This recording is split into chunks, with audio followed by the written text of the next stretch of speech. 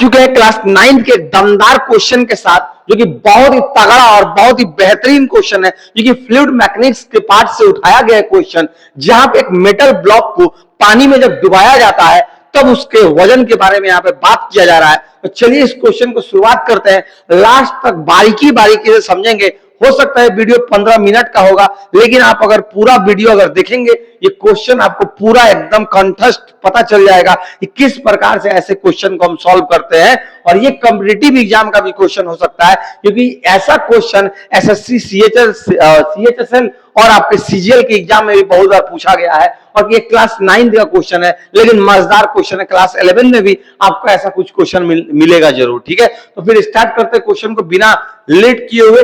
Question लिखता है कि metal block of volume 500 centimetre cube and density 2 gram centimetre cube. सबसे पहले यहां पे काम ये होगा कि वॉल्यूम जो है 500 सेंटीमीटर क्यूब, इसको हम मीटर क्यूब में बदल देते हैं।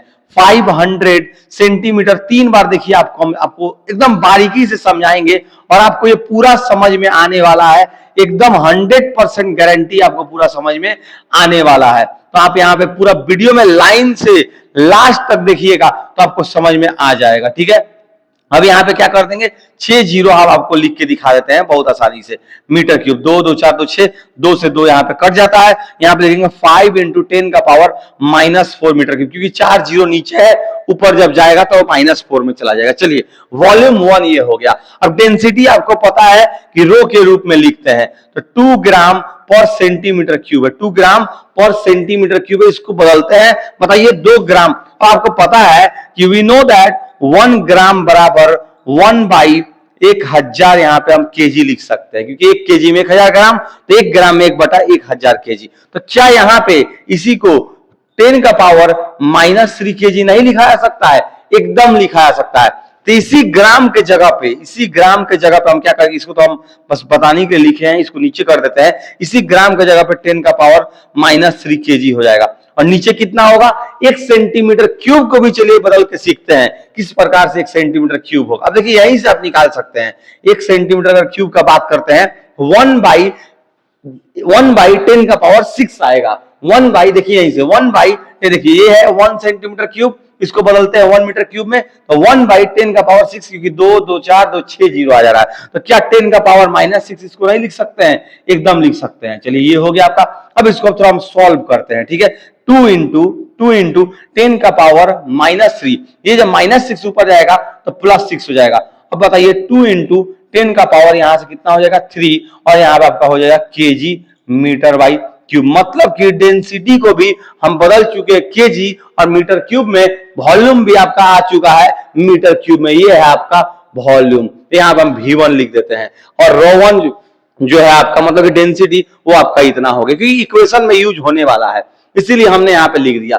चलिए इसको थोड़ा सा ऊपर करके लिख देते, क्योंकि ये हम मिटा के तो पूरा अगर बनाएंगे, थोड़ा सा ये क्वेश्चन थोड़ा सा लेंदी है, थोड़ा बड़ा है, तो यहाँ पे हम शॉर्टकट में लिख देते हैं कि वॉल्यूम जो है हम लोग का, वॉल्यूम जो है वो आपका मैंने 1 नंबर के लिए वो आ गया 5 × 10 का पावर -4 मीटर क्यूब। और ρ1 जो है वो आपका आ जाए कितना आया है, 2 × 10 का पावर 3 केजी मीटर क्यूब आ गया है, by metre cube.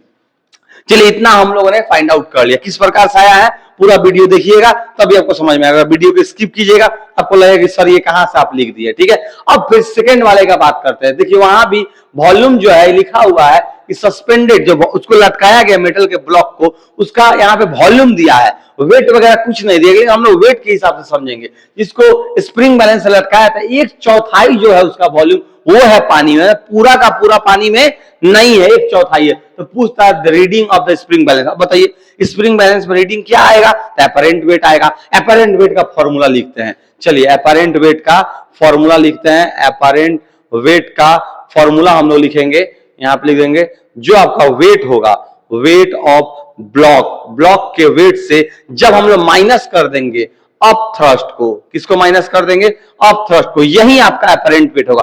Apparent wait वही बताता है जो आपका स्प्रिंग बैलेंस बताता है, मतलब कि स्प्रिंग बैलेंस में जो वेट आएगा, स्प्रिंग बैलेंस पे जो वेट आने वाला है वही आपका एपरेंट वेट होगा। और एपरेंट वेट कैसे निकाले हैं, जब भी किसी चीज को अंदर डुबाते हैं पानी में तो एक अपथ्रस्ट फोर्स लगता है। आप फ्लूइड में इस सब के बारे में पढ़े होंगे। अब थ्रस्ट फोर्स दोनों के द्वारा लगता है। अब ड्रैग फोर्स के बारे में क्लास 8-9 में जरूर पढ़े होंगे। तो आप थ्रस्ट फोर्स मतलब कि एक बायोंट फोर्स नीचे की तरफ से लगता है। आप बताइए नीचे से जब लग रहा है उस फोर्स को माइनस जब तक नहीं करेंगे कैसे पता चलेगा कि एक्चुअल फोर्स उस पानी में इस क्या बोलते इस ब्लॉक के द्वारा एक्चुअल वेट उस पानी में इस ब्लॉक के द्वारा कितना लग रहा है। इसको निकालने के लिए अपरेंट वेट बराबर weight of block minus of thrust, ये आपको कर देना है।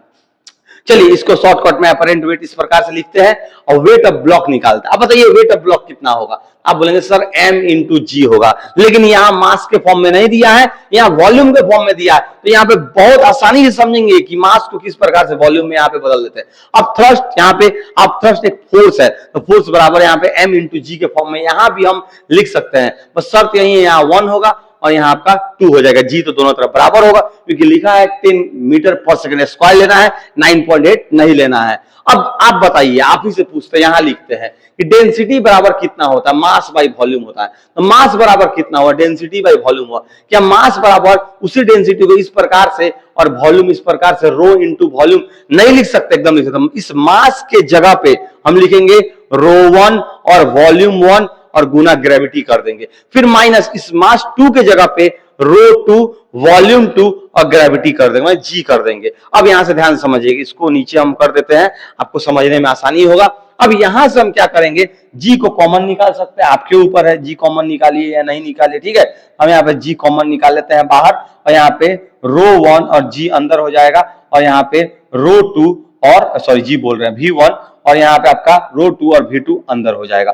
फिर देखिएगा ध्यान से, जी बराबर जी इनटू सॉरी रो 1 के जगह पे आप रो 1 इस तरह से लिखिएगा, वॉल्यूम 1 भी आप इस तरह से लिखिएगा रो 2 और वॉल्यूम जो है 1/4 है। तो क्या यहाँ पे V2/4 लिख सकते हैं या नहीं लिख सकते, आप ही बोलिए। एकदम लिख सकते हैं। ठीक है, ये आपको इतना तक कर देना। यहां तक इक्वेशन बस समझा रहे हैं किस प्रकार से ये आ रहा है, ताकि आपको बहुत आसानी से बारीकी से हम समझा सके, इसीलिए। अब देखिए जी के जगह पे 10 मीटर पर सेकंड स्क्वायर लिख रहे हैं। जी की जगह पे कितना लेगा, 10 मीटर पर सेकंड स्क्वायर। रॉ 1 की जगह पे कितना आया था, देखिए यहां पे 2 इंटू 10 का power 3 KG metre by cube आया था। दूसरा वॉल्यूम 1 कितना आया था, 5 इंटू इसी में मल्टीप्लाई कीजिएगा 10 का पावर -4 आया था। ठीक है, इतना आपका हो गया। उसके बाद माइनस है, उसका क्या है माइनस है, फिर आपका रॉ 2 है।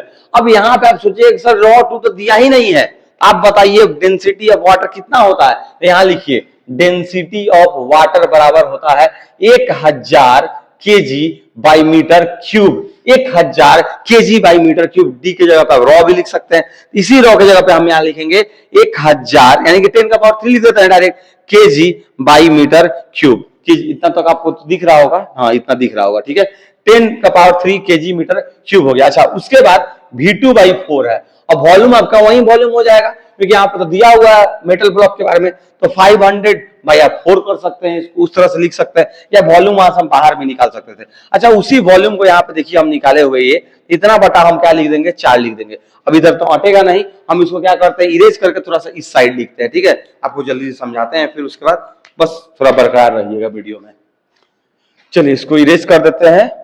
वॉल्यूम 1 ऊपर तो लिखा ही हुआ है इस तरफ, ये आपका इधर से खत्म होता गया और यहां पे हम इसको समझाते हैं जल्दी से फिर। ठीक है, इसको समझाते हैं 1 मिनट।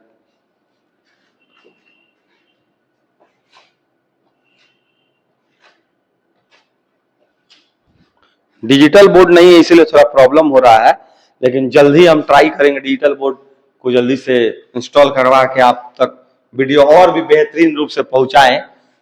तब तक के लिए तो वीडियो इसी प्रकार का आएगा, कोई इसका उपाय है नहीं। चलिए वहां से शुरू करते हैं। तो आपका यहाँ पे क्या था, ये सब तो खत्म हो चुका है।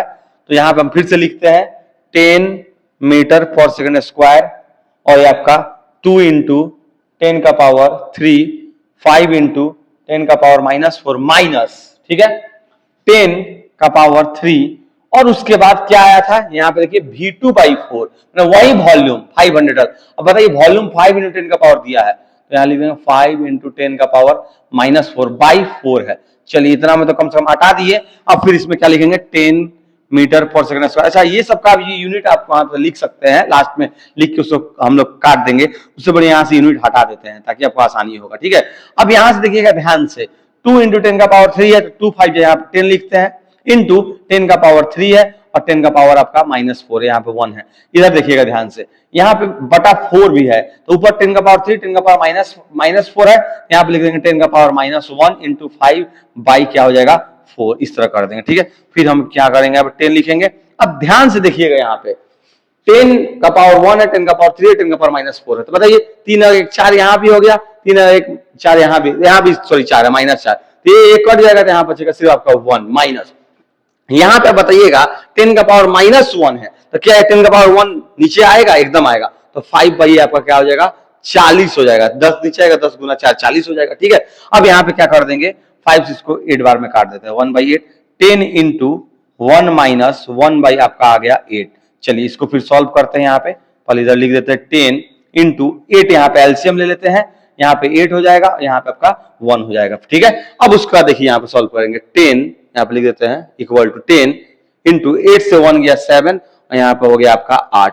चलिए फिर उसका 10 इंटू 7/8 लिख देते हैं, यानी कि हो गया 70 बटा आपका 8। तो अब जब आप डिवाइड कीजिएगा तो लगभग आपका वही आएगा 8.75 के आसपास। और देखिए, चलिए अब आप सोचिएगा कि सर यहाँ पे कितना में होगा, न्यूटन में दिया है, कैसे हम न्यूटन में समझेंगे। तो देखिए मीटर बाई पर सेकेंड स्क्वायर, पर मतलब कि सेकेंड स्क्वायर था, 2 इंटू 10 का पावर 3 किस में था, 2 इंटू 10 का पावर 3 देखिए यहाँ से केजी मीटर बाई क्यूब में था, 5 इंटू 10 का पावर -4 किस में मीटर क्यूब था, मीटर क्यूब क्या होगा कैंसिल, मतलब यहाँ सिर्फ केजी बचेगा, फिर यहाँ भी सिर्फ उसी प्रकार का होगा केजी बचेगा। अब ये केजी को जब इस मीटर सेकंड स्क्वायर से मल्टीप्लाई करेंगे तो केजी मीटर सेकंड स्क्वायर आएगा, और आपको पता है कि केजी मीटर सेकंड स्क्वायर जो है न्यूटन होता है। हम फिर से एक बार आपको समझाएंगे, फिर से देखिएगा, मीटर बाई सेकंड स्क्वायर है, यहाँ इसका जो वैल्यू है, इसका वैल्यू यहां से देखिएगा KG metre by KG metre cube है, केजी मीटर क्यूब है। अच्छा इसका वैल्यू देखिए, इसका वैल्यू कितना है मीटर क्यूब। अब आप बताइए मीटर क्यूब कर क्या बचा, केजी बचा। इसी सेम ऐसा ही इधर भी होगा, केजी कॉमन निकलेगा, K G into metre by second square करेंगे, K G into metre by second square कितना होता है, न्यूटन के बराबर होता है। 1 K G metre second square 1 newton के बराबर होता है, ये आपको बहुत आसानी से पता है। तो ये आपका पूरा ओवरऑल आंसर आपका न्यूटन में आप लिख दीजिएगा, आंसर आपका 8.75 न्यूटन में आ चुका है। चलिए फिर मिलेंगे फिर नेक्स्ट दमदार वीडियो के साथ। ये वीडियो पूरा देखिएगा, अपने फ्रेंड के साथ शेयर कीजिएगा, क्योंकि ये लगता तो आसान है लेकिन बहुत मजेदार क्वेश्चन, हमको ही मजा सही में बनाने में बहुत मजा आया है। तो चलिए जाते जाते एक छोटा सा शायरी सुना के देखते हैं आपको पसंद आता है कि नहीं।